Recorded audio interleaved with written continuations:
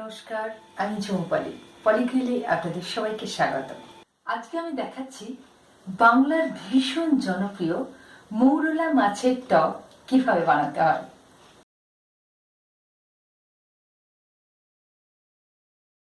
মৌরলা টক বানাবার জন্য আমি 250 গ্রাম মৌরলা মাছ নিয়েছি। মাছগুলোকে প্রথমে আমি ধুয়ে পরিষ্কার করে হলুদ লবণ মাখিয়ে রেখেছি। প্যানে 2 টেবিল চামচ তেল দিয়েছি। তেল গরম হলে মাছগুলো ভেজে তুলে নিতে হবে। তেল গরম হয়ে গেছে, মাছগুলো গরম তেলে ছেড়ে দিচ্ছি। মাছগুলো একটু নেড়ে ছেড়ে ভেজে নিতে হবে। দক্ষিণবঙ্গের জেলাগুলিতে এই মৌরলা মাছের টক খুব জনপ্রিয়। মাছগুলো ভাজা হয়ে গেছে, এগুলোকে তুলে নিচ্ছি।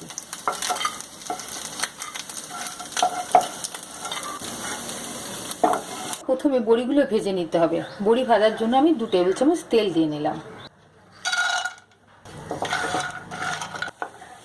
বড়িগুলো হালকা ব্রাউন কালার করে ভেজে তুলে নিতে হবে। এবার কড়াইতে 1 চামচ তেল দিয়ে দিতে হবে। 1 চা চামচ 5 ফোড়ন। এগুলো একটু নাড়াচাড়া করে নিয়ে সবজিগুলো দিয়ে দিতে হবে।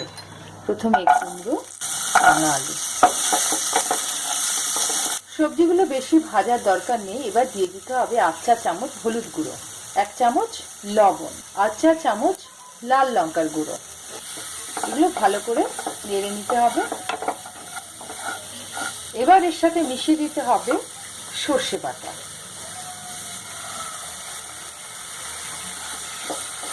এর মধ্যে 250 ml জল দিয়ে দিতে হবে। এবার ঢাকা দিয়ে 10 মিনিট সেদ্ধ করে নিতে হবে। আমি এর মধ্যে দিয়ে দিচ্ছি 2 টেবিল চামচ মতো তেঁতুল পাল্প। কাঁচা তেঁতুল সেদ্ধ করে পাল্প বার করে নিয়েছি। আর দিচ্ছি এর মধ্যে 2 টেবিল চামচ মতো চিনি। মিষ্টির পরিমাণটা স্বাদ অনুযায়ী অ্যাডজাস্ট করে নিতে হবে। এবার ভেজে রাখা বড়ি, ভেজে রাখা মাছ মিশিয়ে দিতে হবে। এবার 5 মিনিট ঢাকা দিয়ে ফুটতে দিতে হবে। 5 মিনিট হয়ে গেছে, এবার দেখে নিই। হ্যাঁ, আমার মৌরলা মাছের টক রেডি। এই হচ্ছে আমার সেই বিখ্যাত মৌরলা মাছের টক। এই টক ঠান্ডা ঠান্ডা পরিবেশন করতে হবে। গ্রীষ্মের তীব্র তাপের দিনে শেষ পাতে এই মৌরলার টক খেতে দারুণ লাগে। সমাজবিজ্ঞানীরা বলেন, যারা ছোট মাছ খেতে পছন্দ করে সে জাত তত উন্নত। এরকম আরো ছোট বড় বিভিন্ন মাছের রেসিপির জন্য আমার ইউটিউব চ্যানেলে সাবস্ক্রাইব করুন। আবার দেখা হবে। আসি, টাটা।